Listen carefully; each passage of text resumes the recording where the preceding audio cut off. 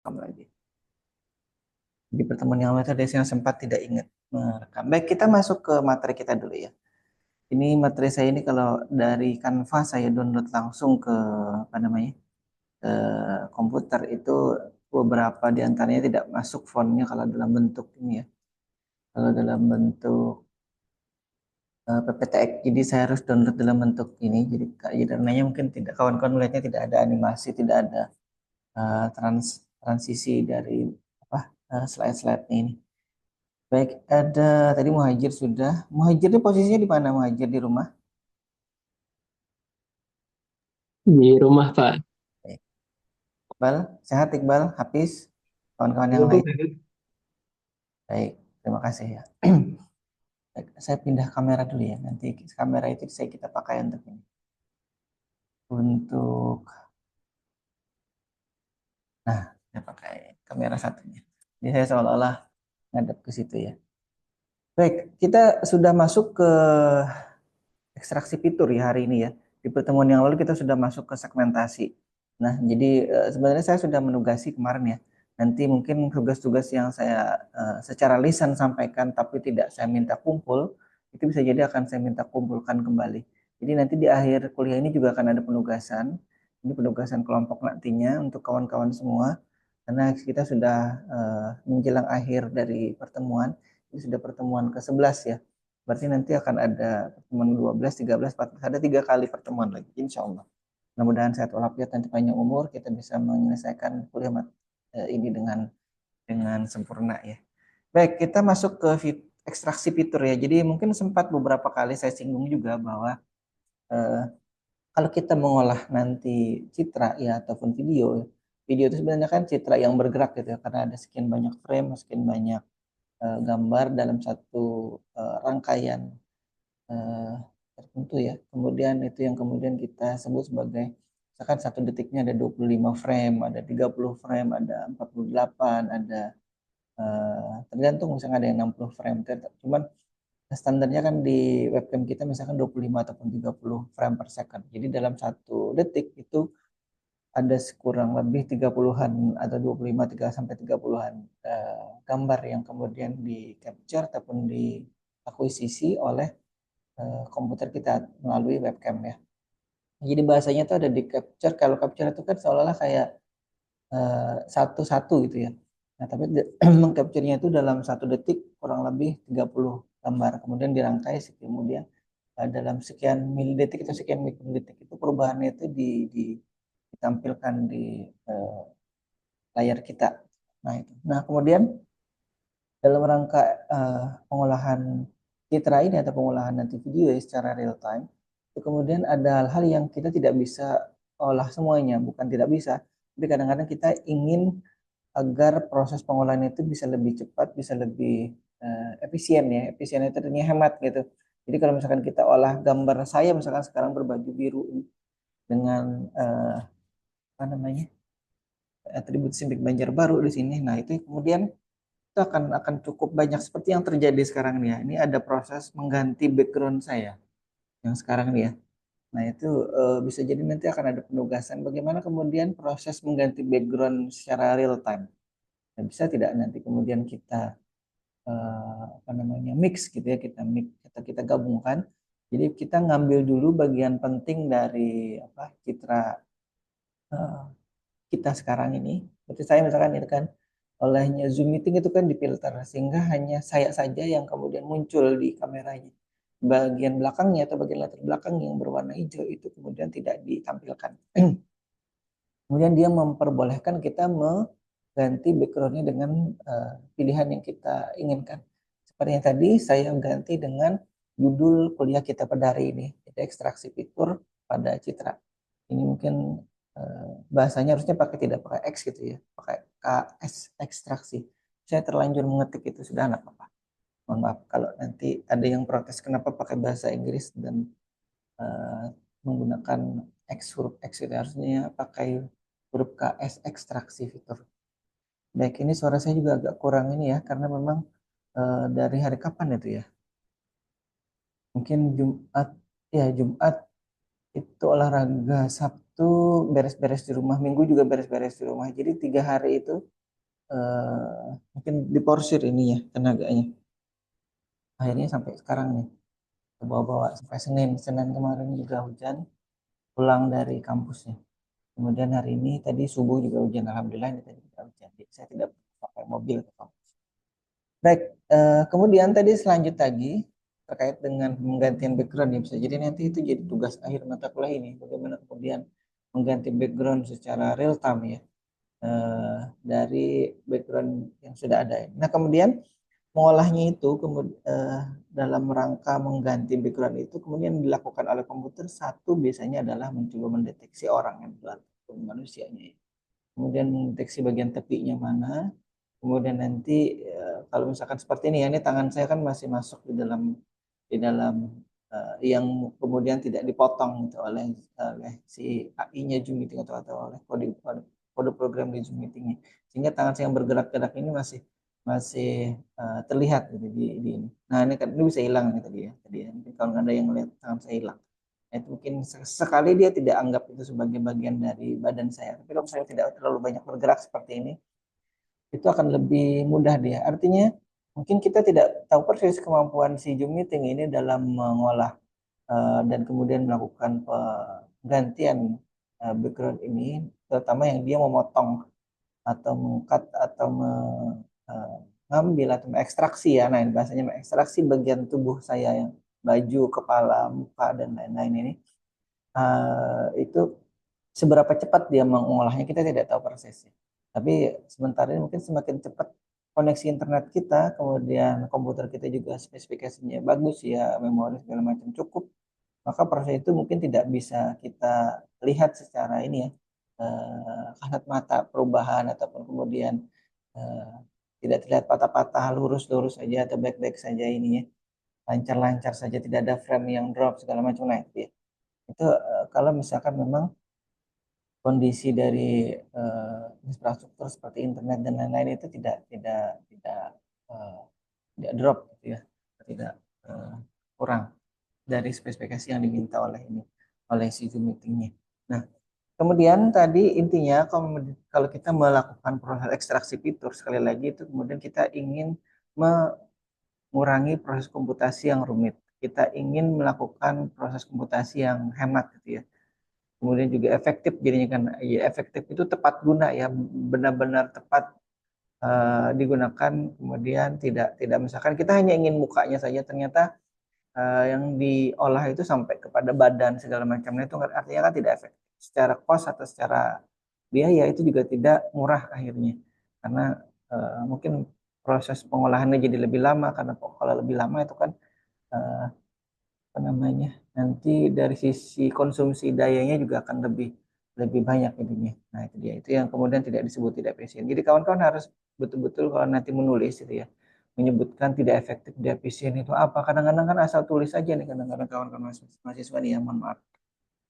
Kalau kebetulan misalkan dosen pembimbingnya tidak jeli melihat itu, jadi dia tulis aja.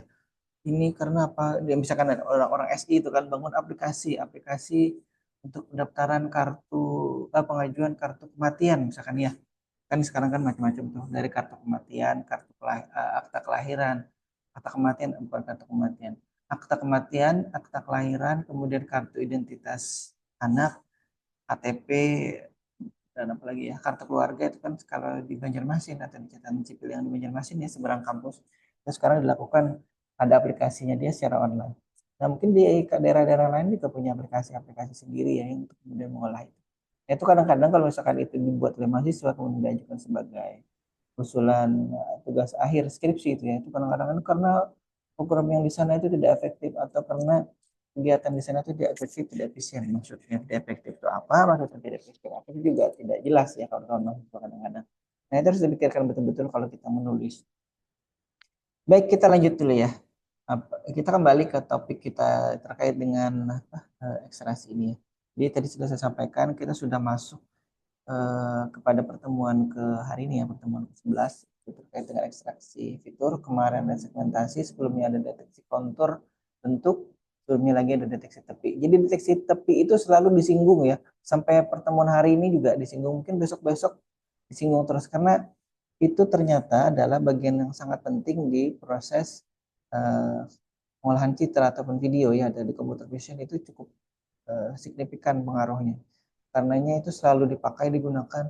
Jadi kalau misalkan seperti tadi kita ingin mengganti background yang ada di dari kamera kita ya. Jadi nanti bisa jadi sekali lagi saya ingin sampaikan tugas akhir dari mata kuliah ini adalah kalau di sebelumnya tuh ya Rapip menyampaikan bahwa di komputer grafik atau pengolahan citranya Pak di itu kan secara real time kemudian membuat counter orang lewat gitu. Orang lewat ke kanan kemudian mungkin dihitung bertambah, orang lewatnya dari kanan ke kiri itu dihitung kemudian mengurangi ya. Bisa jadi nanti di mata kuliah ini kita akan mencoba mengganti background. Mungkin kawan-kawan berpikirnya itu sepele ya, tapi kalau kita lakukan komputasinya nanti bisa jadi ribet juga tuh. Gimana kemudian kita bisa mengganti background ini secara baik ya. Jadi masing-masing kelompok bisa jadi nanti kalau saya tugaskan per orang nanti kan terlalu berat. Nah, kita nanti buat tugasnya per kelompok saja untuk kemudian bisa diskusi, ada temannya diskusi ini kalau kita tambah ini gimana kita tambah. Jadi materinya dari apa yang sudah disampaikan sebelumnya kan program-programnya sudah saya berikan semua tuh dari deteksi tepi, dari filtering ya awalnya ya. Filtering itu terkait dengan filter Gaussian, filter macam-macam ya. Sampai kepada kemarin itu ada proses segmentasi di Kamin clustering. Untuk proses segmentasinya itu sudah saya berikan semua. Nanti juga sampai hari ini kita melakukan proses ekstraksi. Eh, jadi nanti kawan-kawan akan saya minta juga membedakan antara proses segmentasi dengan eh, jadi proses segmentasi itu kan mirip dengan filtering sebenarnya. Tapi nanti ada filtering itu kan lebih khusus. Misalkan kita mengurangi eh, apa namanya noise atau menambahkan blur, blur dan lain-lain itu proses filtering. Seperti kawan-kawan sekarang misalkan Zoom meeting itu kan difilter kan seperti sekarang saya juga nih kena kena efek filter juga tampak muka saya lebih lebih terang lebih putih itu padahal tidak seperti itu ya aslinya karena memang di Zoom meeting ini ada proses filtering yang memungkinkan tampilan orang itu bisa lebih tampak lebih baik dari lawan ke lawan bicaranya akhirnya itu orang suka gitu atau misalkan kita lagi video call dengan kawan melalui WA ataupun lagi live streaming di Instagram ataupun di Facebook itu kalau kamera dari handphone yang punya filtering yang bagus misalnya tampilannya bagus itu bahkan kadang-kadang membuat orang yang sebenarnya tua gitu ya, seperti saya itu tampak lebih muda gitu, dengan adanya filtering itu. Baik, kembali lagi tadi ya. Kemudian kalau yang segmentasi kemarin itu kan kita melakukan proses pemilahan ya. Sebenarnya juga sebenarnya mirip dengan filtering juga pada dasarnya. Jadi filter yang di awal kita pelajari itu memang apa namanya ya dasar dari semuanya. Kemudian itu dikembang-kembangkan ada nanti ada proses. Nah, berbeda dengan yang dilakukan oleh ekstraksi ya. Ekstraksi itu kayak misalkan kita ngambil ekstrak daun katuk gitu ya, ngambil ekstrak untuk ngambil bagian warnanya. Atau kita mengambil ekstrak daun ini untuk diambil apa namanya, apa orang biasanya etanol misalkan ini etanol kayak alkohol murni gitu. Ada lagi diambil dari ini ekstraknya ekstrak daun jambu kayak gitu kan ya bisa kalau ada obat-obatan ekstrak daun jambu, ekstrak buah apa namanya? Buah apa ya biasanya ya? Yang diambil itu ya. Bukan buah salak sih. Lupa saya. Buah manggis ya, buah manggis ekstrak kulit buah manggis. Nah, itu kan bagus untuk antioksidan segala macam katanya. Ada nanti ekstrak lidah buaya, saya juga pernah eh, minum itu kan ada ekstrak lidah buaya, wahid gitu. Kemudian macam-macam ya, ada ekstrak buah jeruk misalkan dan lain-lain. Itu yang maksudnya ekstrak itu ngambil bagian penting dari sebuah objek. Kalau misalkan itu di konteks computer vision atau pengolahan video ataupun citra, maka kalau misalkan kita melakukan proses ekstraksi, maka kita akan mengambil bagian yang kita inginkan. Dan itu sebenarnya mirip juga dengan filtering ya. Yang lainnya kita tidak ambil. Kalau sini ditapis gitu ya, ditapis. Nah, tapi kita akan ambil bagian kemudian yang kita perlukan untuk diolah lebih lanjut seperti segmentasi kemarin juga mirip ya. Nah, kalau ini kita ambil kalau segmentasi itu kan memilah-milah dulu belum belum proses mengambil ini juga ya kurang lebih sama seperti itu. Tapi yang kita inginkan di proses apa namanya ekstraksi itu kita ngambil bagian yang kemudian kita inginkan. Kita ingin ambil bagian sudutnya, kita ambil bagian apanya lagi gitu ya. Tepinya juga sebenarnya ada masuk di sini. Ambil bagian tepinya saja. Bagian yang lainnya tidak kita perhatikan seperti itu. Nah, itu yang dilakukan di proses segmentasi ini nantinya. Baik, kita lanjut dulu ya. Jadi apa yang ingin kita capai ya, kemudian di apa proses ekstraksi ini itu adalah kurang lebih seperti ini ya. Jadi saya juga melihat kembali dari ini.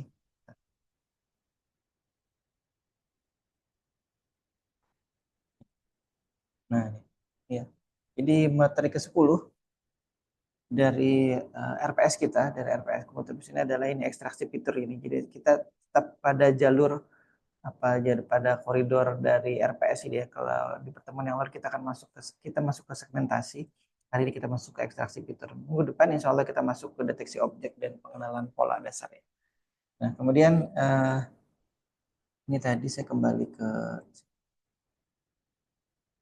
nah, jadi kita mencoba nanti memahami konsepnya dulu, kemudian kita mencoba berusaha menguasai algoritmenya, kemudian kita coba terapkan atau implementasikan, kemudian kita coba nanti kembali kembangkan lagi kira-kira sampai apa, kemudian nanti implementasi di dunia nyatanya seperti apa nanti kawan-kawan bisa lihat. Saya sudah juga buatkan programnya untuk kemudian nanti dicoba di rumah gitu ya.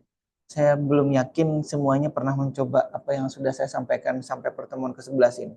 Kalau pertemuan ke-11 berarti dikurangi 1, tidak materi ya, berarti 11 kurang 1, 10. Kurang UTS 9 ya, berarti 9 materi ini saya kira tidak semuanya sudah pernah mencoba. Ada beberapa mungkin kalau saya apa namanya tanya satu-satu bisa jadi hanya 1-2 orang yang sudah pernah mencobanya. Tapi kalau yang angkatan-angkatan atas semester 7 bisa jadi sudah pernah disampaikan ataupun diajari oleh Pak Hadi. Karena ini sesuatu yang berbeda lagi. Kalau Pak Hadi kan beliau menggunakan apa namanya Python ya. Karena saya tidak menguasai Python, jadi saya menggunakan seperti alasan kemarin aplikasi yang kemudian saya juga pernah pakai, MATLAB. Baik, itu ya yang kemudian akan kita coba nanti capai, mudah-mudahan bisa capai tujuan dan lain-lain tadi. Baik, kita lihat dulu ya, apa itu kemudian yang dimaksud dengan si ekstraksi itu. Kita coba ganti kamera biar biar tidak monoton. Kadang-kadang saya pakai 3 kamera untuk kemudian ini tadi yang satunya tidak jalan. Coba lagi. Coba pasangnya. Sambil jalan ya, kawan-kawan bisa baca juga di layar terkait dengan nih. Saya ada tekan kamera satunya. Ini saya coba hidupkan kamera satunya. Nah, ini saya sudah pindah kamera. Ini kameranya resolusinya lebih tinggi daripada kamera di laptop saya. Coba saya agak jauhkan biar ada bedanya.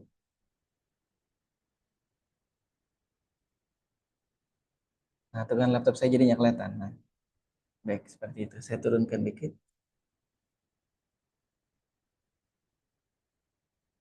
Nah, terlihat ke tengah. Ya. Nah, ya, jadi laptopnya yang banyak. Jadi ini bedanya nih. Ini buktinya saya pakai kameranya lebih dari satu. Kalau saya aktifkan yang itu saya terlihat dari samping. Kalau saya pakai integrated ini mungkin kawan-kawan sudah tahu persisnya ada di sini saya. Sekarang saya berada agak jauh. Nah, biar situ ya. Laptopnya kelihatan. Baik. Jadi intinya adalah untuk si ekstraksi fitur ini kita nanti akan coba ada proses deteksinya di situ ya. Kemudian kita coba mengenali elemen-elemen penting dari sebuah citra itu. Jadi kemudian ada kalau kemarin kan tepi itu sudah ya. Jadi ini disebutkan lagi oleh materi yang kemudian kita atau saya susun ini. Jadi itu disebut atau diulang-ulang ya, tapi seperti yang saya sampaikan.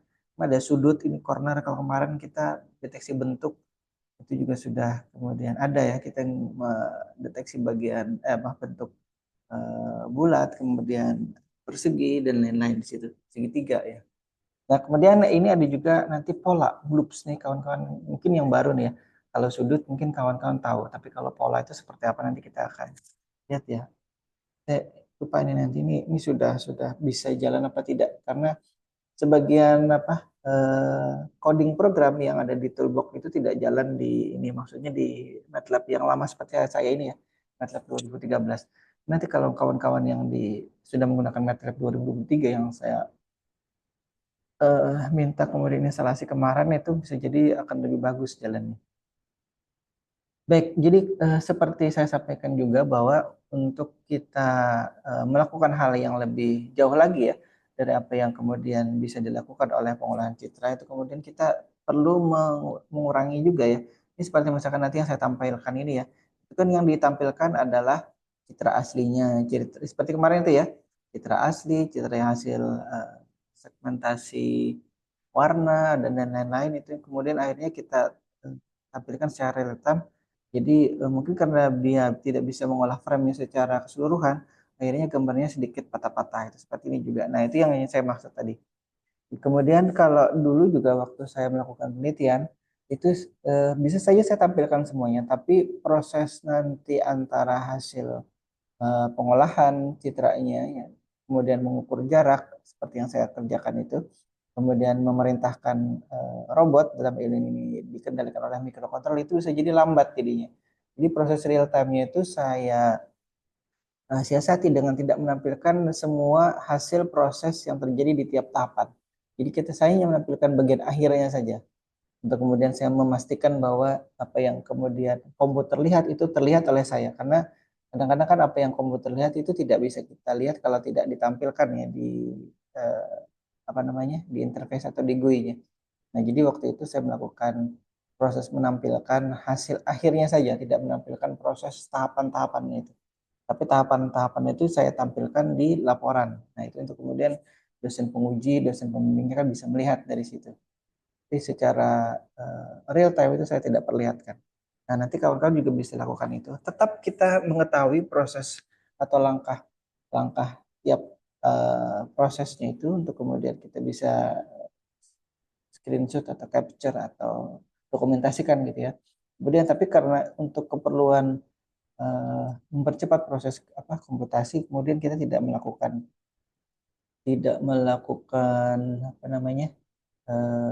proses atau tidak menampilkan proses itu secara keseluruhan satu persatu. Jadi kita kita kita ambil bagian yang pentingnya saja. Nah, kemudian yang terjadi di dalam proses nanti ekstraksi ini kita bisa melakukan banyak hal ya.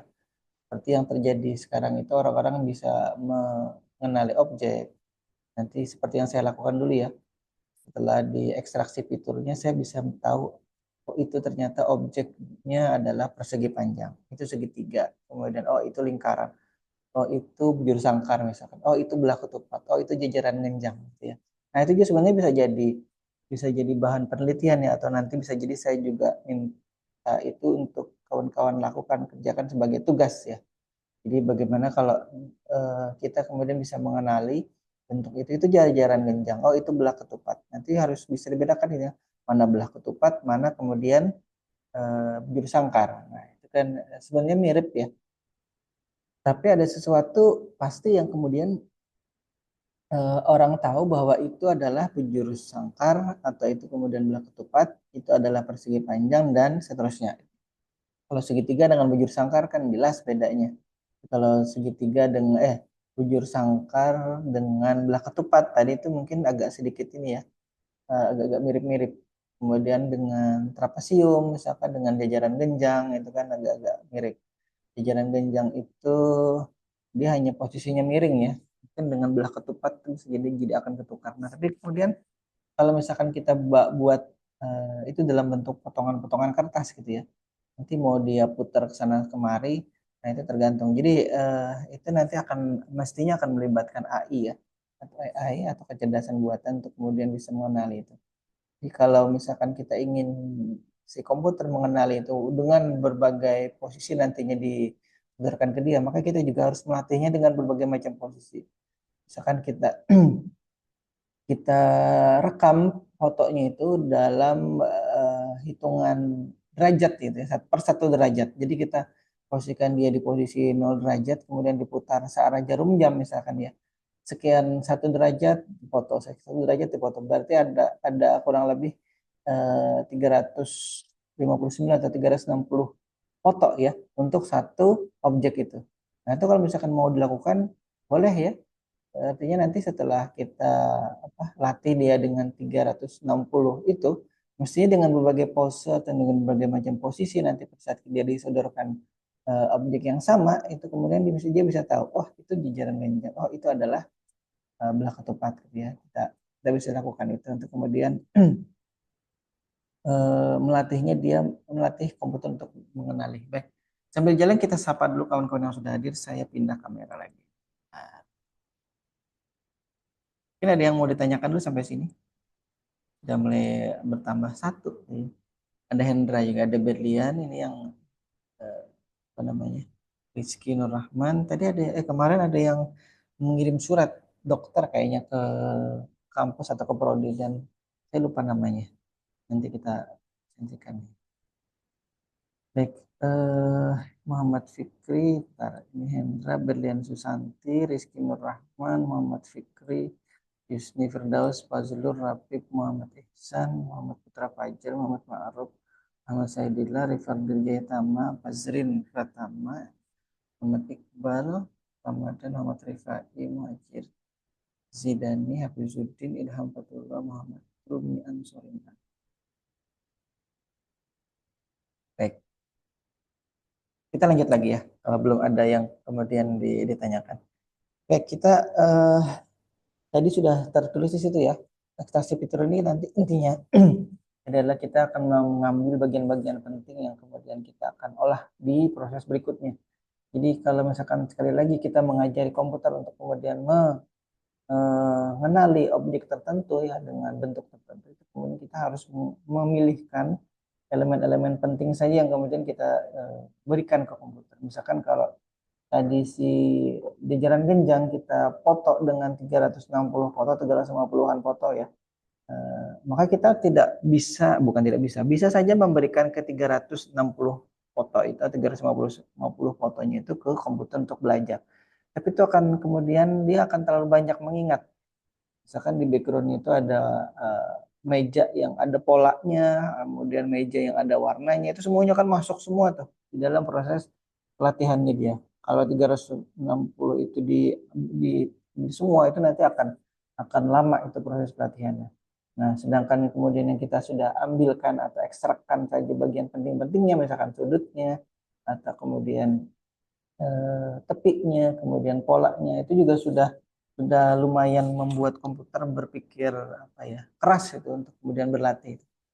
Nah, nanti kalau itu kita berikan pelatihan ya jajaran genjang, maka sudut jajaran genjang itu rata-rata berapa? Ada berapa sudut? Sudutnya mestinya ada 4. Kemudian apa namanya? Derajat sudutnya berapa? Berapa derajat itu apa ya? Alfanya atau apanya? Iya, sudutnya berapa derajat? Nah, itu yang kemudian misalkan itu apa nah bujur sangkar ataupun persegi panjang itu kan sudutnya mestinya adalah 90 derajat. Tapi yang kita harus pastikan kita ketemu dulu sudutnya. Baru kemudian kita lakukan proses berikutnya. Nah, itu juga sebenarnya jadi satu ini ya, jadi satu eh, topik penelitian lagi gitu. Bagaimana kemudian komputer kita suruh mengukur sudut gitu ya, sudut dari sebuah bangun atau sebuah pola atau sebuah eh, objek citra ya yang kemudian kita misalkan sodorkan di sini kan ini. Nah, ini ada objek. Kemudian kita suruh dia ukur. Itu ada berapa sudut? Sudutnya ada 4. Nah, masing-masing sudutnya, masing-masing sudut tadi yang kedetek itu berapa ininya? Berapa derajat ya? Apa sih namanya? Ukuran sudutnya ya. Baik, kita lanjut lagi. Nah, ini tadi, oh ya, ini yang paling bawah nih ya. Meskipun katanya terdapat perubahan posisi, nah itu tadi saya sampaikan perubahan posisi. Jadi misalkan kita latih dia komputer, nah, saya pakai kamera yang agak jauh. Oh, mati. Oh, salah pencet. Ini kamera yang satu ini tidak stabil. Saya pakai yang samping. Hmm? Oke, nah, saya pakai yang samping. Nah, ini ya. Misalkan dia posisi seperti ini. Ya, beda dengan posisi saya miring-miringkan. Ini tadi saya sampaikan berbagai posisi ataupun skalanya ya. Misalkan ini skalanya gini. Jadi kalau saya agak jauhkan itu beda lagi tuh. Nah itu dia. Bagaimana kemudian dia bisa membedakan itu. Nah itu kalau misalkan kita kemudian ekstrak bagian pentingnya. Misalkan tadi sini tepinya kita ada dulu. Kita ekstrak kemudian sudut-sudutnya kita deteksi. Jadi ada 4 sudut di sini. Walaupun dia posisinya jauh. Asal masih ini ya masih terlihat apa namanya oleh kamera ya itu kemudian oh, kalau ini kan ketutup misalkan saya tutup dengan tangan saya nah itu dia kan hilang kan ini nah karena tutup tangan saya dia ikut hilang nah, nah jadinya seperti itu nah itu yang kemudian itu disampaikan di paling bawah itu ya. nah nah itu dia saya sudah sampaikan tadi di medis sudah saya sebutkan kemarin kan misalkan dia ingin mengekstraksi apa dari citra kanker, tumor dan lain-lain itu. Kalau si dokter itu tidak masalah. Beliau yang itu kan sudah ahli sekali. Jadi tidak perlu mengolah secara komputerized. Dia sudah tahu melihat oh ini adalah citra ini. Oh ini adalah tumor ini. Oh tumornya sekarang sedang berkembang seperti ini. Oh kemudian tumornya ini bukan tumor ganas. Ini adalah tumor ini. Nah, dulu itu juga ada dosen yang saya sampaikan ya, nah, ekstraksi fitur dari sediaan darah. Di situ mendeteksi, mengambil eh, atau mengekstraksi bagian apa ya, virus virus malaria atau virus demam berdarah ya, virus malaria kayaknya. Nah itu yang kemudian diambil virusnya itu, untuk kemudian dipastikan itu virus malaria yang A ataupun virus malaria yang B ataupun bukan virus malaria, misalkan gitu ya, itu misalkan. Nah, kemudian untuk navigasi robot juga ini kan yang kami gunakan ini ya di tim robotika itu kawan-kawan juga yang ada di sini ada Raffi, ada Rizky dan kawan-kawan yang lain juga itu mungkin sudah tahu persis seperti apa kemudian yang diperlukan di dunia robotika itu.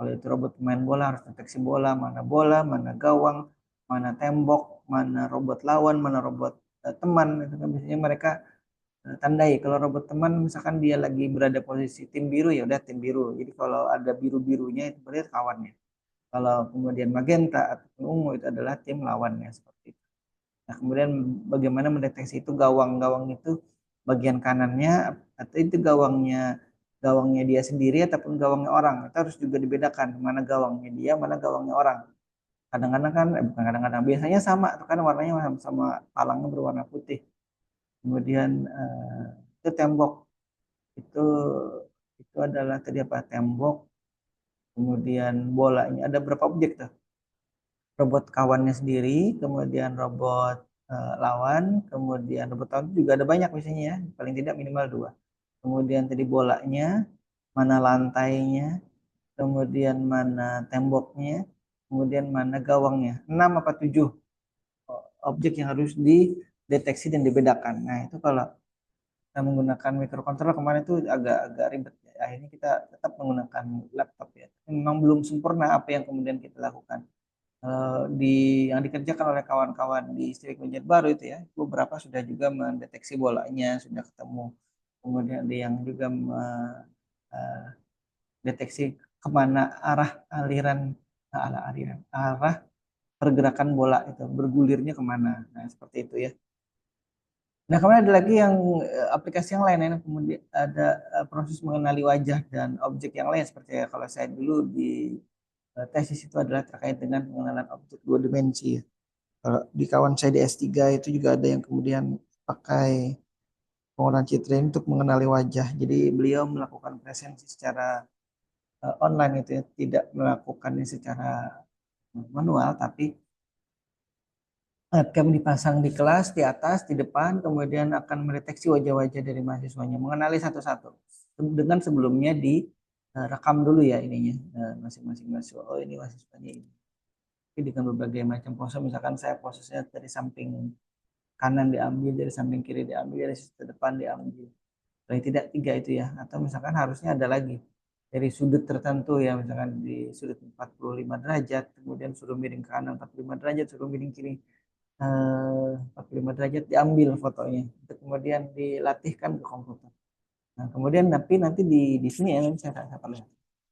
Di MATLAB itu juga sudah ada toolbox yang kita tidak perlu lagi membuat ah eh, bukan membuat ya tidak perlu lagi membuat sendiri ininya coding programnya kan dia sudah ada include di situ. Yang paling terkenal itu biasanya adalah file Jones itu yang kemudian kita sudah bisa ambil saja atau gunakan saja di MATLAB untuk mendeteksi wajah ya, si wajah. Baik, nah mungkin kalau ada yang ditanyakan dari apa yang sudah saya sampaikan.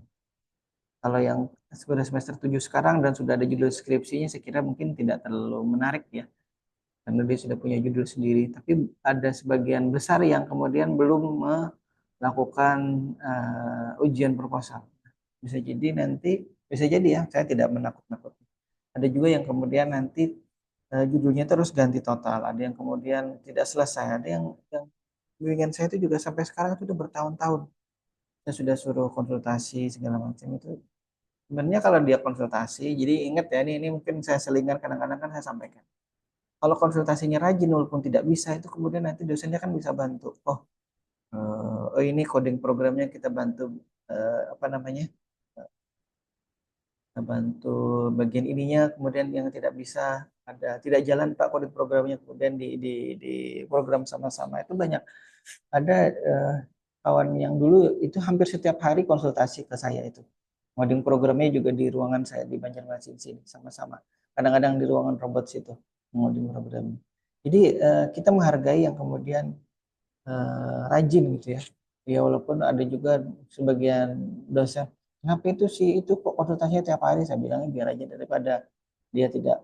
Ini ada kontras ya dengan kawan yang lain. Ada yang kalau seminggu sekali itu kan normal. Ada yang 2 minggu sekali juga ya mungkin masih normal. Ada yang sudah bertahun-tahun itu yang jadi masalah. Tahun-tahun tidak muncul-muncul. Jadi mungkin nanti saya akan minta untuk dikeluarkan dari SK sebagai pembimbingnya. Karena kalau sudah sekian tahun tidak muncul itu mungkin bisa jadi yang bersangkutan terminal atau apa gitu ya. Sudah ditanyakan ini orangnya kemana, tapi tidak. Baik kita lanjut dulu. Jadi intinya tadi saya ingin sampaikan bahwa kalaupun misalkan program itu tidak bisa atau memprogramnya tidak bisa, tapi sudah ada jelas ya yang ingin dicapai apa, minta tolong saja ke pembimbingnya ya. Nanti pembimbingnya akan coba carikan, entah cari di buku, entah cari di internet, entah cari di mana, untuk kemudian bisa dibantu proses programmingnya. Dan kalau bisa sih sekali lagi jangan sampai diupahkan ke orang atau disuruh orang lain mengcoding program. Itu nanti bikin malu Stimik Banjarbaru saja. Wah ini Stimik Banjarbaru mahasiswanya lulusannya tidak bisa bikin program. Itu saya pernah ketemu misalkan, ini saya cerita lagi ya. Saya pernah ketemu di penjual di toko robotika itu. Dia cerita, bukan dia cerita mamahnya. Kebetulan mamanya datang duluan, yang bersangkutan itu belum datang. Jadi kata mamanya itu ada dosen di Banjarbaru. Saya bilang, kampusnya apa Bu? Tapi beliaunya tidak menyebutkan kampus Semi Banjarbaru. Kalau kampus Semi Banjarbaru saya tanya lagi siapa yang minta bikinkan ini katanya dosennya. Ah, mungkin apa ya dosennya kemudian eh, menyuruh orang itu ya. Kemudian ada mahasiswa ini, kampus ini juga minta kerjakan programnya katanya. Nah itu dia. Itu terkait dengan microcontroller ya. Yang saya kebetulan ketemu. Dan kalau yang terkait dengan program biasa itu juga saya pernah beberapa nih mahasiswa saya.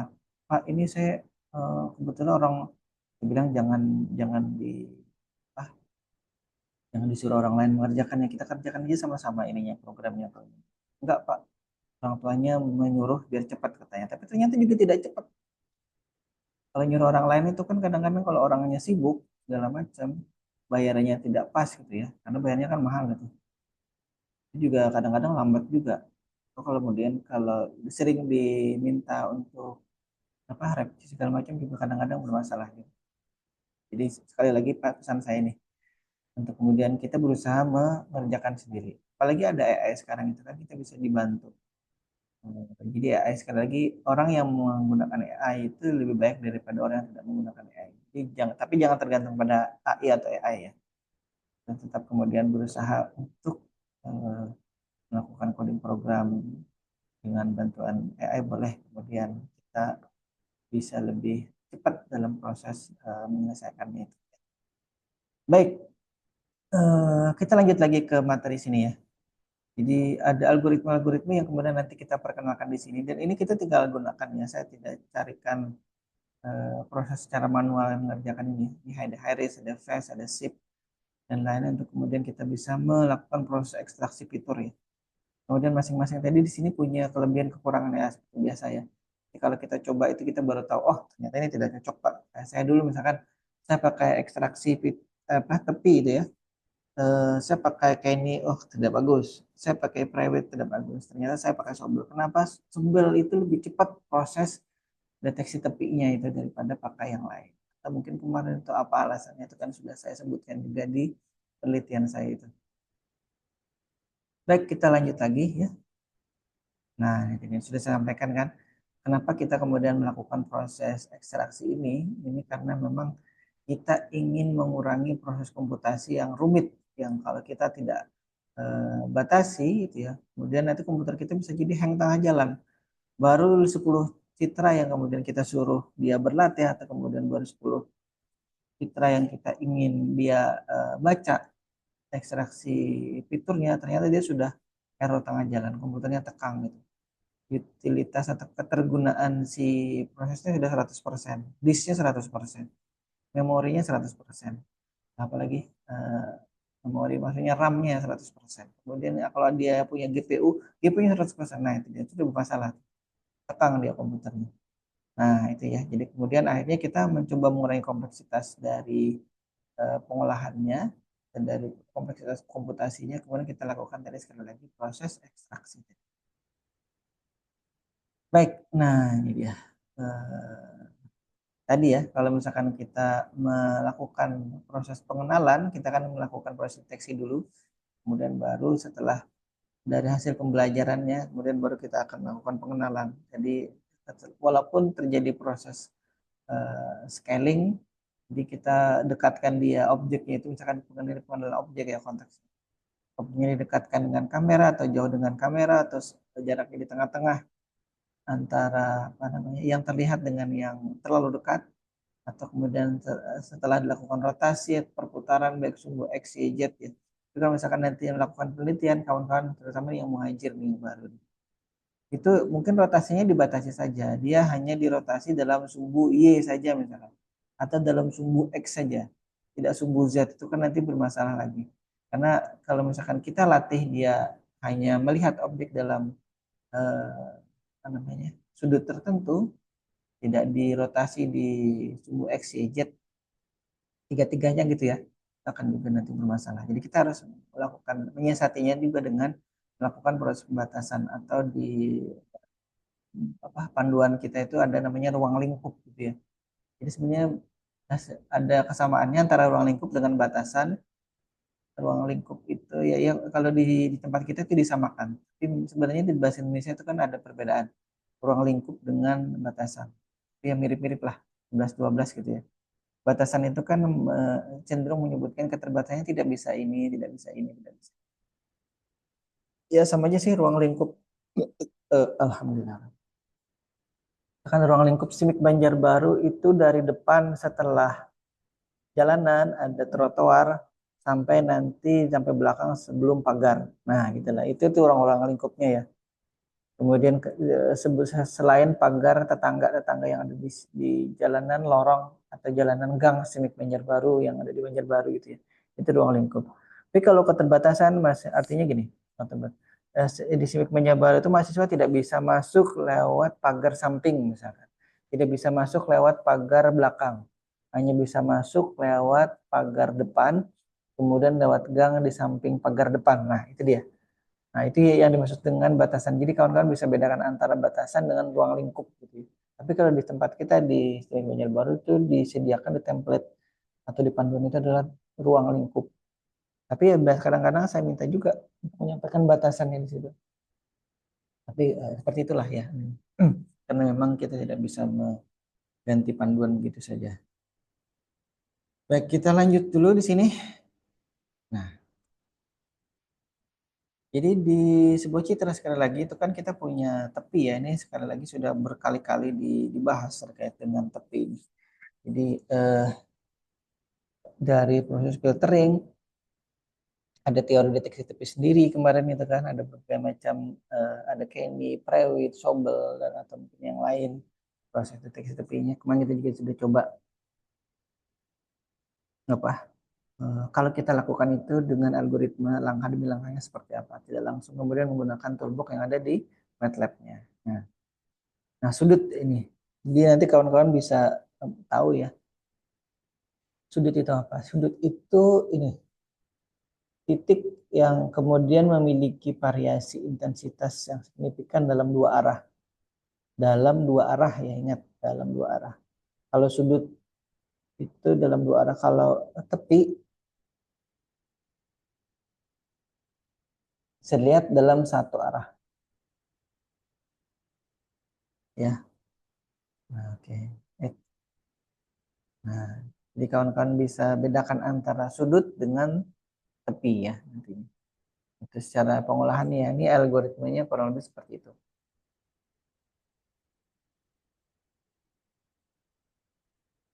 Nah ini, blobs adalah area dengan tekstur atau pola yang serupa yang menonjol dari sekitarnya. Jadi kalau misalkan mata itu ada apa ya, kalau mata itu ada lingkarannya misalkan, ada kemudian warna coklat ataupun putihnya, dengan coklat hitam atau putih atau abu-abu, ada seterusnya. Kemudian kalau alis itu ada warna hitam, ada garis-garisnya. Ini ada hidung, ada lubangnya misalkan. Mulut juga seperti itu. Ini telinga, nah, atau pola pada pakaian gitu.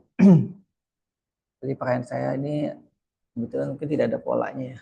Nah, mungkin bisa jadi tidak akan kedeteksi polanya. Kalau misalkan kita sorot ke meja itu ada polanya. Kemudian kalau misalkan ada baju kawan-kawan yang kotak-kotak atau catur, nah itu adalah sebuah pola ya. Baik, ini adalah contoh program yang kemudian nanti akan kita coba ya. Saya jelaskan dulu ini. Seperti kemarin kita akan menggunakan ini secara real time ya. Kenapa ini kemudian saya arahkan program-program ini saya buatkan untuk kemudian secara real time, karena memang kita nanti mengolahnya itu kebanyakan secara real time. Seperti kemarin itu ada kawan yang sekarang masih jalan ya. Dia ingin membedakan antara sampah organik dan non organik. Itu belum belum secara ini, eh, belum laporan lebih detail lagi. Dia melakukan proses ekstraksinya, itu ekstraksi apa saja untuk kemudian membedakan dua jenis sampah itu. Kemudian ada sekian ratus foto kemarin yang organik dan juga non organik. Nanti yang non organik itu kan banyak. Misalkan ada kaleng, ada styrofoam, ada kardus, ada kertas, misalkan itu kan non organik. Misalkan ada yang organik itu seperti buah-buahan, nanti sayuran, atau nasi, atau ya beras misalkan gitu ya. Yang termasuk dalam kategori makanan, sayuran, buah-buahan. Makan, ya benar. Kan sayuran itu juga makanan ya. Baik, yang kita lakukan nantinya ya di program kita ini, prosesnya adalah yang pertama proses inisialisasi kamera. Selalu kita akan melakukan ini. Jadi sekali lagi, kalau yang sudah menginstalasi MATLAB, halo Muhajir, kita tanya Muhajir dulu ya. Halo Muhajir, Muhajir, mana Muhajir? Ahmad Muhajir, oh. Iqbal, Iqbal, kita tanya Iqbal. Ya, Pak. Ada sudah install MATLAB belum Bal di komputernya Bal? Judulnya mau install, Pak? Di laptop? Sudah? Iya, Pak. Belum, ini mau install. Ini sudah pertemuan ke-11 ya. Saya ingatkan kawan-kawan yang lain. Habis ini hari ini ada tugasan untuk kawan-kawan nyoba coding program ini. Ini saya minta untuk melaporkan hasil pengamatannya. Termasuk juga sebenarnya program-program sebelumnya ya. Jangan sampai nanti kelabakan itu instalasinya sudah pertemuan ke-11. Jadi kalau instalasinya aja belum, bagaimana kemudian mencoba mempelajari. Apalagi belum, nanti saya minta tugasi untuk yang lebih detail lagi ya. itu akan bermasalah. Ya kalau misalkan kawan-kawan lempar ke ChatGPT, tapi tidak bisa dilihat ya hasilnya ya. Kalau misalkan pakai Python mungkin bisa pakai apa Visual Code, tapi karena ini kita belajar sesuatu yang berbeda dengan apa yang Pak Fahdi ajarkan, saya mengarahkannya ke MATLAB ini. Untuk kemudian kawan-kawan punya pengalaman berbeda. Siapa tahu nanti pada saat sudah lulus ya, sudah bekerja itu ternyata, atau mungkin ada yang melanjutkan ke S2 itu ya. Kebanyakan mereka kan, ini ada yang lanjut S3 katanya nih. Saya menyimpang lagi ya topiknya. Ada yang lulusan SIMIK, kemudian lulus dari SIMIK, kemudian S2 di Semarang, Udinus Semarang, kemudian sekarang mengajar di Uniska, ada beberapa orang itu. Katanya sekarang ada lanjut lagi S3-nya di Uniska. Kemarin itu katanya mau masuk di UGM, sudah sampaikan syaratnya ini. Tapi ternyata mungkin tidak lolos, karena UGM cukup ketat ya ininya, proses seleksinya. Ada sekian ratus atau bahkan sekian ribu orang yang masuk di prodi yang sama, yang diterima itu paling sekitar 10. Kalau angkatan saya itu hanya 7 orang yang diterima. Ada yang kemudian 10, ada yang berapa belas, ya dikit. Ya walaupun dia bisa nerima di semester ganjil dan semester genap. Nah kalau misalkan rata-rata 10 aja gitu ya, itu artinya dari sekian, misalkan ada 100 orang yang ingin masuk, artinya hanya 10-10-nya. Nah itu dia yang jadi masalah ya. Tapi katanya ini masuknya di Udinus S3-nya. Ya itu lebih ringan ininya, mungkin masuk aja, asal yang penting bisa bayar SPP-nya. SPP-nya cukup mahal. Kalau di UGM dulu saya 15 juta, di situ 30 katanya per semesternya ya. Baik, sekali lagi saya ingatkan dan saya sarankan untuk kawan-kawan menginstalasi MATLAB. Kalau misalkan kayaknya cukup aja kalau MATLAB 2013 itu ya. Mungkin yang agak bermasalah itu nanti OS-nya aja sih. Tapi kalau misalkan kita tidak menginstalasi semua toolbox-nya, jadi kalau kemarin kan Muhajir sudah sempat sampaikan tuh. Muhajir sudah berhasil, sudah bisa menginstalasi MATLAB yang 2023, sudah disampaikan ini file-file yang harus di replace atau diganti ataupun disesuaikan. Ya. Baik, sekali lagi tolong diinstal. Habis ini ada penugasan dan saya akan minta untuk dikumpulkan ya. Untuk sebagai bahan, bukan sebagai bahan, sebagai nilai nanti nilai kelompok. Kalau nilai individu nanti akan kita membuat penugasan yang lain lagi ya. Baik, di sini ada proses inisialisasi kamera dulu ya. Jadi kalau kemarin kita nanti akan menggunakan perintah image tool di MATLAB-nya untuk kemudian mencari tahu apa saja yang kemudian terkoneksi ke komputer kita terkait dengan image acquisition tool ya, atau perangkat yang untuk kita gunakan untuk mengakuisisi citra ya, image acquisition. Nah, itu yang kemudian di kasus saya ini kemudian ketemu untuk yang integrated kameranya atau kamera yang uh, terintegrasi dengan laptop ini, itu dia dia uh, konfigurasinya adalah ini video input, kemudian dalam kurung dalam tanda kutip win video, dan saya tunjuk.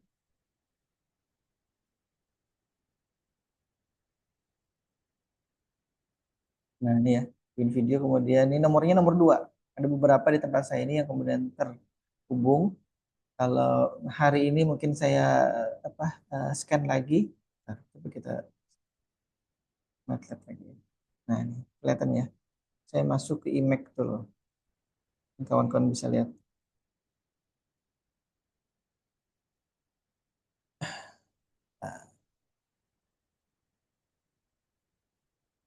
Nah ini ya. Ini integrated kameranya ada satu. Kemudian ini. Nah ini kedeteksi tapi tidak bisa dijalankan ya. Tidak bisa start for view ya. Yang tadi. Kemudian ini Logitech. Logitech sedang saya gunakan ini. Ini kalau saya jalankan error dia karena sedang dipakai. Tapi kalau integrated kamera kayaknya bisa. Oke, kita lihat dulu. Oh ya, saya pakai yang satu lagi tadi ya. Kita pilih dulu ini. Oh, ini resolusinya tidak terlalu banyak. Dia tinggi nih resolusinya 640 480. Oke. Bisa nggak? Oke. Nah ini ya, kawan-kawan bisa lihat nih di session log-nya di baris pertama video sama dengan bukan video, feed sama dengan video input dan seterusnya. Ini nomor 3 ya di tempat saya kebetulan kedeteknya. Kalau integrated camera tadi dia nomor 2. Karena urutannya ini ada urutannya di yang pertama nih EOS webcam. Tapi saya tidak pasang kamera Canon-nya di sini, jadi dia tidak muncul ya. Nah ini sebenarnya kalau saya start review, Nah, agak-agak error ya ini ya, karena memang kayaknya ada gangguan dari kameranya. Di kamera murah tapi dengan Full HD. Saya pernah juga beli kamera 2K, itu harganya juga murah, ratusan ribu. Saya tidak bawa karena itu ada di komputernya Bapak di rumah. Ini Logitech tadi, sekarang kita ke integrated kamera saya aja. Tadi yang saya pakai itu RGB 320 ya. Saya pakai resolusi rendah aja nih ya. Nah, nih, detek nih, ini muka saya. Kan. Kamera yang situ, kalau nah tadi saya pakai tiga kamera yang terhubung sini ya, tapi dua kamera yang terhubung satunya tidak error. Itu ini yang integrated saya bisa pakai. Yang satu tadi tetap di Zoom meetingnya tetap menggunakan kamera yang B tadi, Logitech B525. Nah, kira itu ya. Nah, ini Mac Tool yang kita gunakan nanti. Jadi kita tidak eh, menggunakan codingnya harus harus pas ya. Jadi karena harus cari tahu dia termasuk dalam dalam kamera nomor berapa di sini. Kemudian ini RGB 24, ini RGB 24 bit, kemudian ukurannya 320 kali 240. Jadi kan banyak. Kita tinggal copy paste aja dari image tool yang tadi. Kemudian ini juga kita tadi pakai ya di image toolnya sudah ada ini. Kita pakai jenis citranya RGB. Kemudian ini adalah eh, kita mengambil satu frame setiap 5 frame gitu. Jadi setiap 5 frame kita ambil satu. Jadi kalau misalkan kamera integrated saya ini ya, dia bisa sampai 25 frame per detik. Nah, itu setiap 5 frame dia ambil satu. Berarti kalau 25 frame satu detik, berarti satu detik dia ngambil 5. 5 ya. Nah, betul ya. 5 kali 5, 25 betul. Nah, dia hanya 5 aja ngambilnya.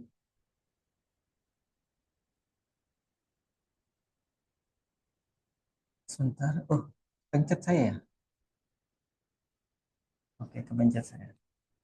Nah, itu ya. Jadi ini untuk proses mengambil citranya, dia ngambil satu dari 5.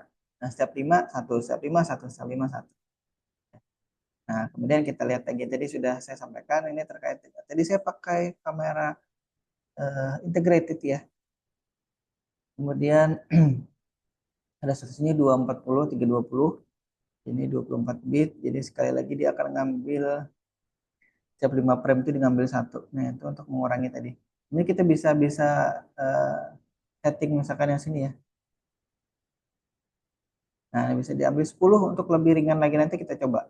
Kalau kita ganti 10, dia akan lebih putus-putus lagi gitu ya. Kalau misalkan kita ambil 10 itu artinya kan dia setiap 10 frame ambil satu. Itu lebih putus-putus lagi. Mungkin lebih ringan lagi ya, tapinya untuk proses komputasinya. Kalau misalkan mau diambil semuanya, diambil saja di satu misalkan sini. Ini setiap satu diambil satu.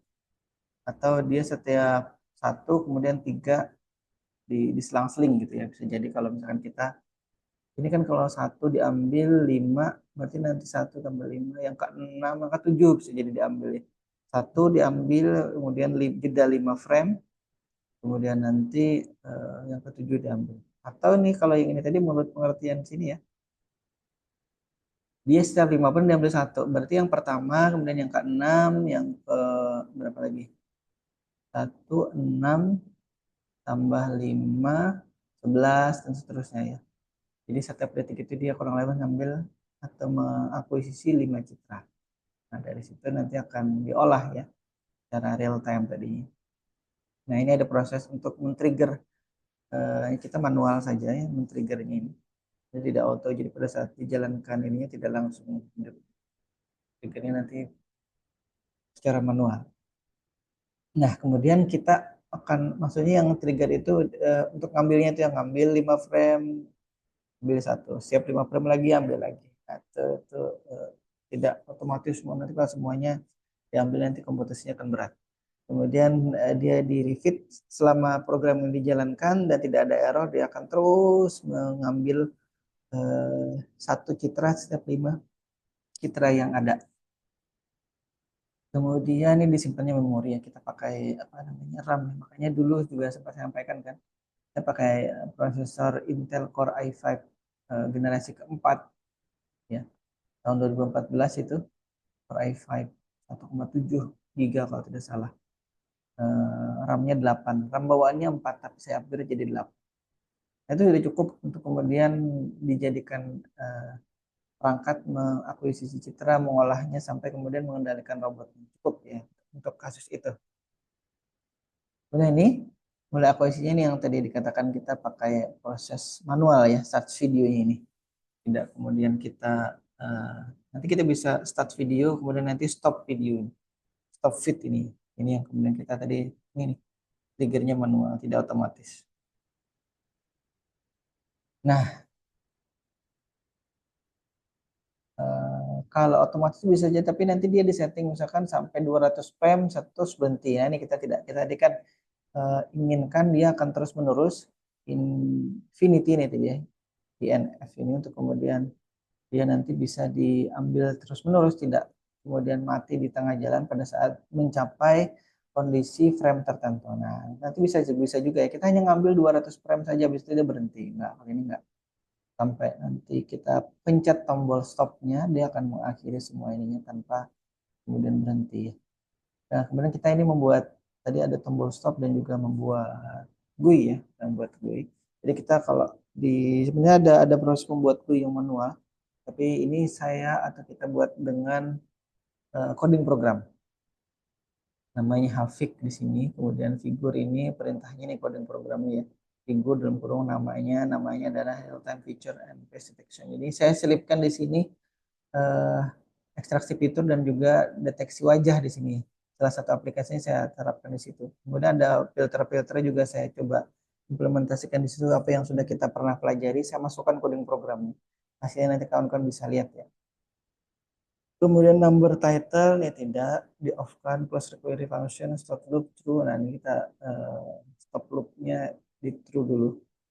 Kemudian ini kita close all, ini menutup semuanya nanti pada saat jendelanya sudah kita tidak gunakan lagi ya. Nah ini, oke. Udah ya, sudah saya jelaskan tadi. Kemudian untuk control loopnya, karena kita menggunakan tombol stop seperti kemarin ya, tombol stopnya itu kemudian akan kita pencet dulu untuk nanti menghentikan proses akuisisi dari kamera ataupun webcamnya, untuk kemudian juga nanti saya tambahkan lagi di situ untuk menutup sekaligus GUI-nya, karena kalau tidak nanti dia akan kayak terhenti gitu ya. Kemarin di pertemuan kemarin itu kan kita harus melakukan reset image tool reset ya, image reset. Kemudian ini ada global, artinya dia dideklarasikan secara global dimanapun dia bisa diakses, baik itu di atas, di bawah, di tengah-tengah. Jadi secara keseluruhan bagian program, kalau misalkan itu ada function-function atau ada prosedur-prosedur lagi di dalamnya, itu kemudian kita tidak khawatir karena dia sudah dideklarasikan secara global di sini. Stop loop ini sama dengan false, sementara variabel stop loopnya kita inisialisasikan sebagai false. Kalau dia nanti true, maka nanti akan menghentikan proses akuisisinya. Ini ada penjelasannya ya. Di tombol stopnya posisinya di koordinat ini, kemudian ini posisinya callbacknya, global stop loopnya adalah true di sini. Kita lanjut lagi. Nah, jadi nanti di coding program yang terakhir itu ya, itu saya sudah selipkan juga terkait dengan untuk tadi sekali lagi menutup GUI-nya. Jadi kalau hanya stop saja itu kan kemarin itu hanya menyetop proses akuisisi. Nah ini ya, ini yang saya katakan tadi, kita akan melakukan proses face detection di sini. Ini variabelnya face detector. Kemudian coding program ini vision.cascade object detector. Ini secara teoritis dia menggunakan algoritma dari Viola Jones ini ya, Viola dan N. Jones. Nah ini sangat terkenal ya. Jadi kalau kita bikin sendiri itu kadang-kadang mungkin tidak serapi ini. Tapi kalau kita sudah gunakan toolbox saja tidak masalah. Untuk kawan-kawan S1 kita cukup menggunakan toolbox computer vision untuk kemudian deteksi wajah ini. Itu menggunakan algoritma ini ya. Saya kadang-kadang salah tulis ini algoritma ya. Tapi di tempat kita mungkin kawan-kawan juga lihat Prodi nulisnya algoritma dan pemrograman. Tapi kalau bahasa Indonesia itu katanya bisa jadi dua-duanya benar ya. Saya tidak berani menyalahkan. Karena saya juga dulu waktu kuliah algoritma dan pemrograman satu, algoritma dan pemrograman dua, dan jadi algoritma ada juga yang algoritma. Tapi setelah saya di UGM itu, di UGM mereka menyebutkan bahwa EYD yang benar itu adalah algoritma, bukan algoritma. Baik, ya kita tadi sekali lagi kita akan menggunakan si Violet Jones pace detector ini ya. Nah, ini kemudian kita akan lihat ya, selama stopnya tadi tidak dipencet, selama stopnya tidak dipencet, dan kemudian ini selama si tadi GUI-nya ya, tidak ditutup, maka kita akan melakukan proses akuisisi dari kamera yang kita gunakan. Nah, trigger videonya kita apa namanya? Kita trigger yang kita mulai. Kemudian ini IMG ini adalah variabel image-nya, kemudian sama dengan get data dari tadi variabel video ini dari tadi si webcam kita ya, get data dari video ini. Nanti ada get video, ada get frame ya, tapi kita get data, kemudian variabel yang kita ambil dari video dan kita ambil satu satu aja ya. Nanti kalau kawan bisa coba, kalau komputernya punya integrated graphic yang dedicated, saya kira bisa dicoba tuh nanti. Ini bisa diganti dua atau tiga atau bahkan lima misalkan itu, atau bahkan lebih banyak lagi. Baik, ya tadi sudah saya sampaikan selama GUI-nya aktif, tidak ditutup, tidak dipencet tombol apa cross-nya atau kalinya, tidak ditekan dan tidak ditekan tombol stop-nya, maka dia akan terjalankan sampai nanti tombol itu ditekan dan sampai si GUI-nya ditutup. Jadi nanti di terakhir itu di tombol stop-nya saya gabungkan antara menutup GUI-nya dengan menyetop proses akuisisi citranya. Nah, kemudian kalau sudah diambil, akan ada proses lagi tambahan ini. Nah, ini ya, proses konversi dari tadi citra kita kan, ntar saya ulangi sebelumnya nih. Yang satu frame tadi, satu frame dari 5 frame ya, kita ambil itu kemudian akan diolah di eh, konversi dulu ini dari RGB ke gray. Ada perintahnya RGB to gray, RGB 2 gray, ini artinya RGB to gray. Apa yang diubah adalah tadi variabel IMG atau image tadi. Kemudian baru ditampilkan nih. Nah, ini yang saya katakan tadi, proses menampilkan ini pun sebenarnya sudah jadi beban ya bagi komputasi kita. Ini saya hanya kita ingin membandingkan kan antara apa yang diambil, apa yang kemudian diolah, dan kemudian apa yang diekstraksi oleh si MATLAB-nya ya. Nah, kemudian kita akan melakukan proses deteksi sudut dengan Harris Corner Detector. Ini juga ada bawaannya ya dari ini ya, dari si MATLAB kita tinggal pakai saja. Jadi kita simpan di variabel Harris Corners di sini sama dengan tadi ini functionnya detect Harris features. Nah, jadi ini sudah MATLAB gunakan ya. Jadi kita tidak perlu lagi kemudian mencari algoritma atau langkah-langkahnya manual seperti apa. Tapi kalau nanti kawan-kawan penasaran Harris Corner Detector itu seperti apa bekerjanya, kita cari coding programnya untuk kemudian yang mendeteksi secara manual. Kalau sekarang ini yang ada di layar adalah kita kemudian menggunakannya secara otomatis ya, kita pakai saja Harris features di sini. Kemudian ada gray image-nya tadi dari citra RGB yang sudah kita konversi ke citra grayscale dan kita simpan di gray image variabelnya. Kemudian berikutnya lagi, kalau ada yang tidak paham tolong ditanyakan ya dari sini. Ini saya akan menggunakan coding program MATLAB. Ini subplot, kalau tadi 221 ini artinya akan ada 4 citra ya.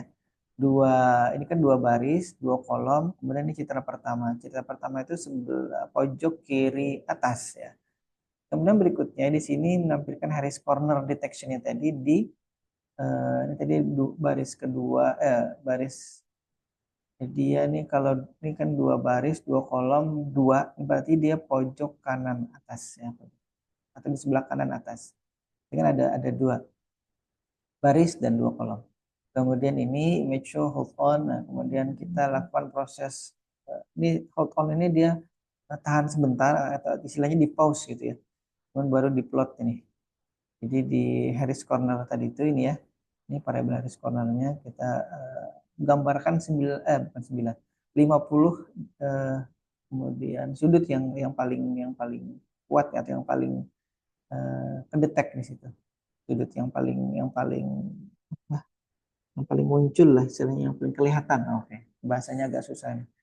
Nah, setelah itu, setelah ditandai baru kemudian di hold off. Jadi pause-nya di off kan. Dia akan jalan lagi proses berikutnya. Kemudian ada lagi deteksi fiturnya ini dengan algoritma fast ya. Fast corner nih sama juga, kita tinggal gunakan saja yang ada di MATLAB dengan perintah detect fast feature tadi dari gray image juga sama. Kemudian kita tampilkan nih sekarang subplotnya ada di posisi kiri bawah ya. Kiri bawah tampilan kita ya. Tampilan yang kita lihat, maksudnya tampilan yang kita lihat bukan tampilannya dia. Tampilan yang kita lihat itu kalau kita lihatnya dia di posisi nanti kiri bawah. Sama tadi di hold on, dia membandingkan nih antara proses deteksi sudut ya, bukan deteksi tapi deteksi sudutnya si Harris tadi dengan si Fast. Hasilnya seperti apa?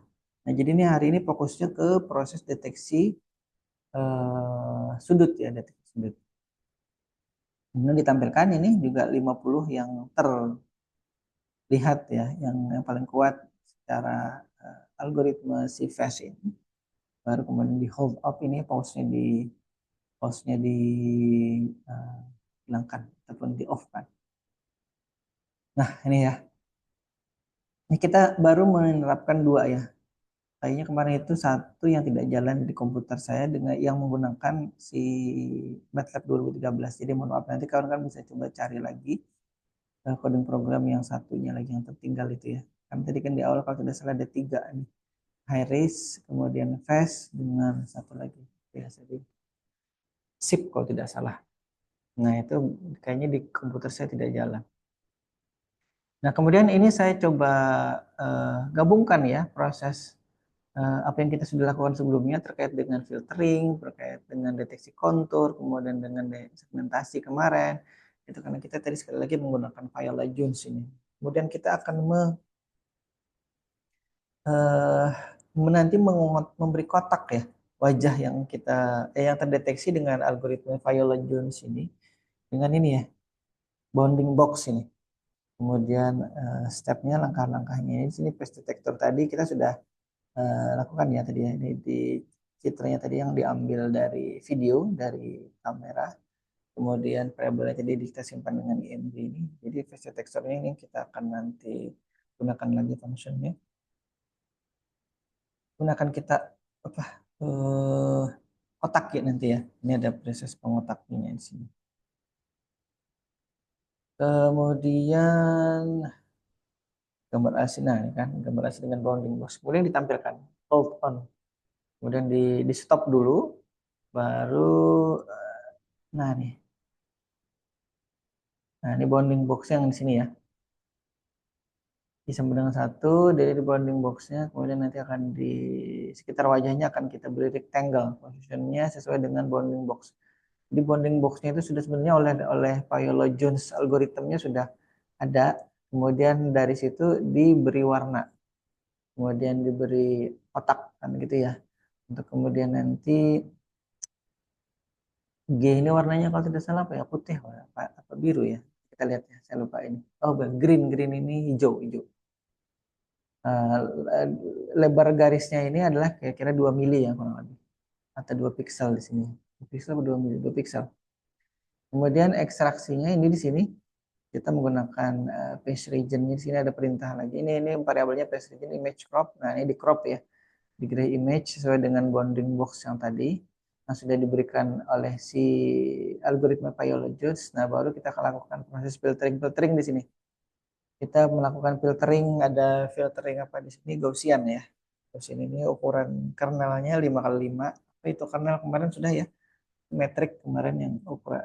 Kalau si Sobel itu kan 3x3 metriknya. Kalau ini 5x5 ya Gaussiannya. Nah, phase filternya nanti di filter, nanti akan lihat hasilnya seperti apa setelah dilakukan proses deteksi. Nanti akan ada digambar di kanan bawah. Kemudian ada lagi nanti di dalam picture in picture ya, picture in picture.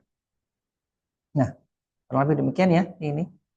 Kemudian ini sudah saya jelaskan. Nah, baru kita akan coba lihat deteksi kontur. Tapi deteksi kontur yang kita lakukan di sini deteksi tepi ya. Nanti kawan-kawan bisa lakukan lagi. Kemudian ada proses segmentasi juga. Segmentasi yang dilakukan adalah ini di threshold output. Kemarin kita sudah belajar. Nah, kita pakai itu yang kemudian kita nanti ubah lagi hasilnya itu dalam bentuk biner nih ya. Kemudian kita bisa lihat hasilnya berupa citra hitam putih nanti. Nah, sebenarnya ini akan banyak sebenarnya kalau dijadikan satu Windows prosesnya ini. Itu seperti kemarin kalau tidak salah ada 6 Windows ya, ini nanti hanya ada 4 Windows. Nanti kawan-kawan kalau misalkan mau dikembangkan lagi kita bisa jadikan sekian banyak Windows untuk kemudian bisa ditampilkan secara sekaligus secara real time gitu ya. Nah, kalau di sebelumnya itu kan kita tadi ini pakai Sobel langsung ya. Kita tidak pakai algoritma manual untuk mendeteksinya. Ini kita pakai langsung Sobel Edge best filternya. Oke, Rizky Maulana pakai Sobel jadinya langsung dipakai toolbooknya. Kemudian kita akan tampilkan hasilnya di layar kita ya. Nah, kemudian itu tampilannya setiap loop itu tadi setiap loop yang tadi memberi bounding box kemudian memfilter. Jadi mute oleh Rizky ya. Itu ditampilkan terus ya di draw terus. Ini Banjarmasin hujan lagi nih. Jadi pada saat saya kesini kebetulan hujannya udah reda jadi saya tidak hujanan. Sekarang hujan lagi. Udah 15 atau 20 atau setengah jam mana ini hujan. Banjarmasin Banjarmasin hujan nggak? Habis hujan sekarang. Guys, Majir, Bal, hujan nggak Bal? Banjarmasin atau Banjarbaru, Pak? Hmm? Banjarmasin atau Banjarbaru? Banjir baru. Di tempat ulun udah mulai reda, Bang. Cuma nggak tahu ke depannya. Iya, iya, baik. Terima kasih, Pak. Di sini hujan. Baik, kita lanjut lagi ini sedikit lagi nih sebelum kita coba ke MATLAB-nya. Waktu kita terbatas, ada sekitar 11 menitan lagi ya. Kemudian ini menghentikannya. Ini tadi saya sampaikan. Kalau sebelumnya saya hanya menyetop saja videonya atau menyetop proses akuisisinya ya. Tapi yang sekarang ini saya tutup semuanya juga dengan menggunakan perintah. Nih, close all. Kemudian kalau ada dia masih berada di memori juga kita clear video yang tadi diakuisisi. Ini delete-nya juga kita hapus ya. Dihapus dulu. Kemudian stop video ini tadi untuk stop video ini untuk menyetop proses akuisisi. Eh, Loopnya tadi juga sudah di stop ya. Yang looping file tadi. Ini stop videonya, menyetop akuisisi, mendelete ini menghapus. Clear video ini kalau di memori masih ada dia eh, hapuskan juga atau bersihkan juga. Close all ini menutup semua Windows atau semua GUI yang ditutup semua. Baik, nah ini ya. Ini kawan-kawan bisa baca nantinya di sini. Kita akan coba dulu. Nanti akan kita coba ganti beberapa ininya ya. Nah ini nanti akan ada penugasan. Sebentar, sebelum penugasan kita coba dulu ya. Jadi coding program yang ada itu, saya ada buat 3 program ntar ya. Untuk kita jalankan dulu yang ini. Change folder dulu. Nah ini ya, kawan-kawan bisa lihat. Nah ini di komputer saya di uh, MATLAB 2013 itu eh, apa namanya, jadi corner detection-nya itu tidak bisa jalan ya, SIP-nya, jadi SIP SIFT-nya. Jadi dia tidak support di MATLAB 2013. Itu kawan-kawan bisa lihat sudut-sudut yang terdeteksi oleh bukan oleh algoritma Harris itu muncul di gambar kanan atas ya. Kemudian ini yang di bawah ya, yang face corner detection itu juga terlihat di situ sudut-sudutnya. Jadi kawan-kawan bisa bedakan ya kalau misalkan ini objek detek gak sudutnya. Nah, ini kan banyak tuh sudut aslinya itu 1, 2, 3 bawah, kanan bawah itu tidak kedetek sudutnya. Nah, mungkin nanti harus ada variabel-variabel yang kita ubah ya untuk kemudian bisa hanya bagian tertentu saja. Bentar. Kita stop dulu. Coba kita reset dulu ya.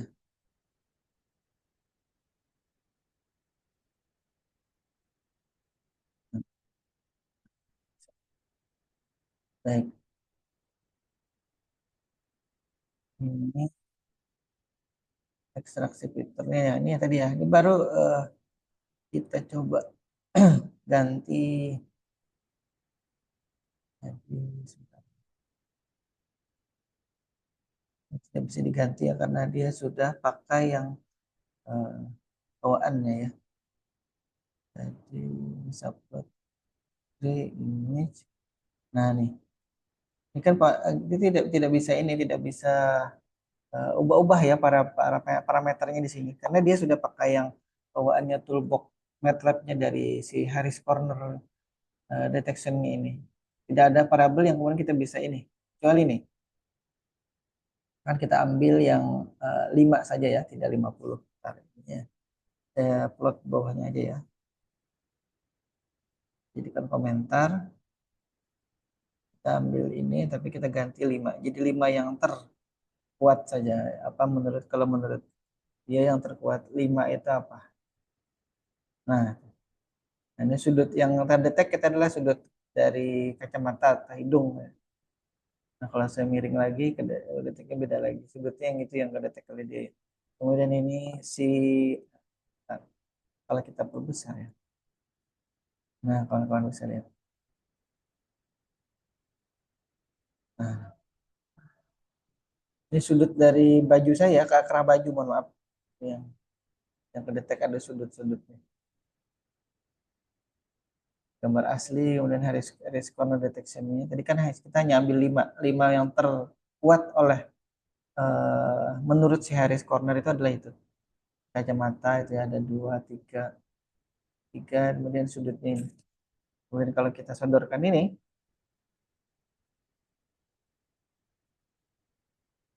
nah nih sudut yang kedetek itu hanya mana nih? Nih ya, salah. Ada hijaunya. Nah, tapi sudut yang lain itu kedetek harus, makanya mungkin kita harus kalau melakukan proses corner detection itu harus di yang kita bisa modifikasi ya ininya. Kalau ini kan saya tadi masih menggunakan bawaannya si MATLAB itu kemudian kita masih belum, kalau ini kan harusnya ada 4 sudut nih paling tidak kalau kita ini yang tadi kotak ini kotak mikrofon saya ini, tapi dia hanya mendeteksi satu saja. Nah itu yang dulu juga, oh ternyata tidak bisa kalau kita menggunakan bawaannya ini ya. Jadi si fast juga kan kita harus cari coding programnya untuk kemudian kita bisa modifikasi dan kita bisa lakukan proses penyesuaian gitu ya dari sudut-sudutnya itu untuk kemudian kita bisa eh, dapatkan yang kita inginkan. Kalau tadi kotak persegi atau persegi panjang, maka sudutnya kan harusnya paling tidak ada 4 itu minimal yang kemudian kita bisa dapatkan itu. Jadi kita kalau misalkan mengekstraksi bagian itunya saja, bagian eh, kotaknya ini saja tadi ya, kotaknya tadi itu. Maka itu kita akan dapatkan kotak itu punya sudut berapa? 4, kita bisa hitung. Nah, itu. Atau kalau misalkan terdetek sudutnya 4 itu berarti adalah kotak persegi panjang. Kalau sudutnya terdeteknya ada apa? 3 misalkan itu adalah segitiga seperti itu. Nah, kalau sudutnya ada 3 kemudian eh, derajatnya apa namanya? 45 misalkan gitu ya. Nah, itu adalah sudut apa? Atau misalkan kalau 60 itu berarti segitiga sama sisi misalkan. Nah, ini tidak ada variabel yang kemudian kita bisa ini ya. Kita bisa apa tadi? Kita bisa berubah ya. Nah, ternyata ini tidak bisa ya. Ini tidak bisa kedetek shift ini tidak bisa dipakai di sini karena si MATLAB 2013 ternyata tidak mensupport ini. Jadi dia tidak bisa jalan aplikasi algoritma SIFT ini. Yang bisa di fast dengan Harris saja. Baik, satu lagi nih. Ini yang ada image detek. Nah, ada face-nya ya. Bentar lagi ya. 4 menit. Nah, ini ya. Kan bisa lihat tuh. Ekstraksi fitur wajahnya ya di situ ya. Jadi kalau saya geser-geser gini, nah, kecuali dia tidak kedetek lagi. Nah, ini masih kedetek. Miring-miring ini sini. Nah, itu masih kedetek. Tapi juga masih ini ya, tidak sempurna. Sebenarnya masih bisa di ini kan, masih bisa dimodifikasi. Tapi coba kawan-kawan lihat, Viola Jones itu berjalan dengan baik tuh. Dia beri kotak ya di wajah saya itu. Kalau yang kotak hitam putih itu adalah hasil filtering. Nah, nanti kawan-kawan akan saya tugasi untuk menguji coba yang ini ya. Coba yang ini. Kira-kira kemudian wajahnya bisa terekstraksi dengan baik apa tidak. Sekarang kalau saya cabut kacamata, nah matanya terekstraksi dengan baik gitu ya. Tapi yang backgroundnya ini, nah, yang background warna hijaunya masih. Kalau misalkan saya ini. Nah, ini kan dia ada filteringnya tadi, filtering seperti yang dulu kita lakukan ya. Eh, Filter warna. Nah, jadi ini sudah ada proses tracking sebenarnya ya. Proses tracking dia tracking wajahnya ada di mana. Nah, ntar, tetap terus sebentar. Kita coba tadi ya. Ini intervalnya. Kalau saya ganti jadi 10 ya misalnya. Ganti jadi 10. Bukan komentar ini 10. Nanti hasilnya seperti apa ya? Kita simpan dulu. Simpan baru kita running lagi.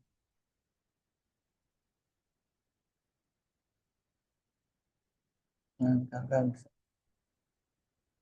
lebih patah-patah ya karena dia setiap 10 frame ngambil satu. Kalau misalkan kita kecilkan, misalkan dua ya, simpan dulu, kemudian running lagi, lebih halus nggak?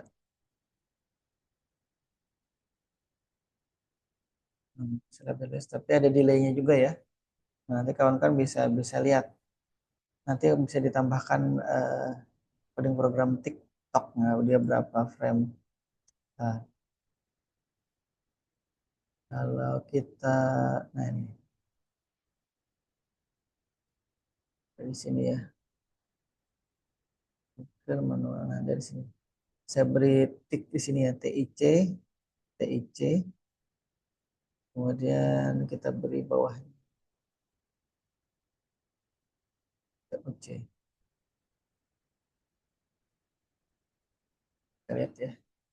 Dia perlu waktu berapa untuk prosesnya. Ya, oke, sebenarnya saya stop dulu. Saya ngeliat. Nah, waktunya ternyata 5,78 detik ya satu proses satu loopingnya itu kurang lebih ya. Nah, kalau kita saya mungkin salah letak nih. Nah, di sini tadi di antara loop nih. Kita lihat dia berproses berapa lama. Kita tutup, kelihatan nggak?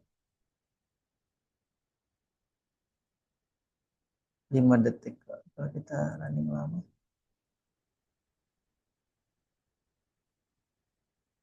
nah, ya. Nah, ternyata kayaknya 5 detik kan ini dia proses. Stop dulu. Oh enggak, ini waktu berjalannya adalah kurang lebih 10 detik. Oh enggak, ini berarti waktunya ya. Sebenarnya mungkin salah meletakkan ini. Harusnya nanti diletakkan di posisi yang lain ya, agar kita tahu proses yang terjadi di eh, ini ya, di loopnya ini itu berapa. Jadi dia ngolah satu frame yang tadi kita ambil dalam sekian, tadi kita ngambilnya setiap 2 detik ya. Bukan, setiap 2 frame kita ambil satu, 2 frame ambil satu. Kalau tadi pertamanya kan setiap 5 frame kita ambil satu. Nah, nanti kawan-kawan saya berikan program ini untuk kemudian kawan-kawan coba ya. Jadi di sini saya sudah tuliskan. Nah, ini penugasannya kawan-kawan bisa Nanti kan saya screenshotkan juga ini insya Allah. Yang ada PSTTX-nya tadi kawan-kawan coba di rumah. MATLAB-nya diinstal nanti dikerjakannya dalam waktu kurang lebih 1 minggu ke depan. Hasilnya nanti coba, saya hanya minta laporannya aja ya. Terserah laporannya dalam bentuknya seperti apa. Intinya ada screenshot screenshot hasil ininya, hasil uji cobanya. Kan nanti Iqbal nyoba, Muhajir nyoba, kemudian dicoba. Misalkan nanti Muhajir entah itu berdua dengan Iqbal atau nanti berdua dengan kawan yang lain ya. Itu untuk kemudian mau coba, kemudian coba dilihat. Misalkan kalau nanti berdua itu kan bisa, kalau objeknya berdua bisa tidak nanti mukanya terdeteksi dua-duanya atau sudutnya seperti apa. Jadi kawan-kawan bisa bisa uji coba ya. Kemudian itu laporannya nanti dibuat di dalam uh, kertas A4, spasinya satu semua di semua sisinya ya. Oke, saya kira itu ya. Kalau tidak mungkin ada yang kemudian kurang jelas dari proses penugasan ini, silakan ditanyakan. Saya mohon maaf tidak bisa banyak baru hari ini. Mohon maaf juga atau dalam proses penyampaiannya. Mungkin karena saya tidak terlalu sehat, jadi kadang-kadang berbicaranya agak belibet ya. Seperti itu saya kira. Eh, Mudah-mudahan kita sehat walafiat ya dalam kondisi tidak kurang atau apapun, kita bisa bertemu lagi di kondisi apa namanya offline insya Allah minggu depan. Saya kira itu dulu ya karena sudah waktunya habis. Kita akan lanjutkan lagi materinya dengan materi berikutnya lagi. Saya akhiri dengan ucapan wabillahi taufiq wal hidayah. Assalamualaikum warahmatullahi wabarakatuh. Tunggu ya anunya ya. Ntar saya sambil catat juga ini yang online hari ini saya screen. Jangan login dulu ya.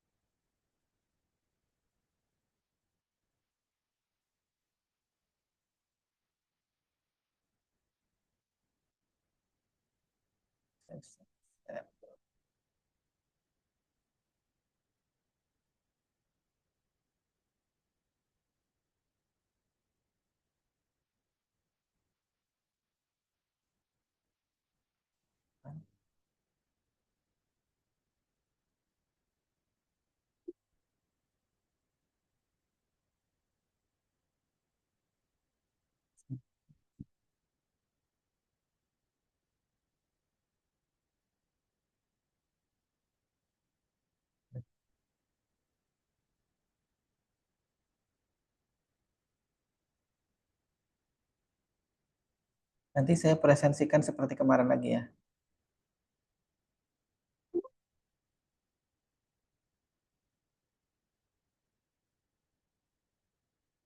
Baik, sampai ketemu. Terima kasih. Sekali lagi saya tutup dengan ucapan wabillahi taufiq wal hidayah. Assalamualaikum warahmatullahi wabarakatuh. Waalaikumsalam. Waalaikumsalam warahmatullahi wabarakatuh. Waalaikumsalam. Terima kasih Pak. Terima kasih, Pak. Iya, Terima kasih Pak. Terima kasih, Pak.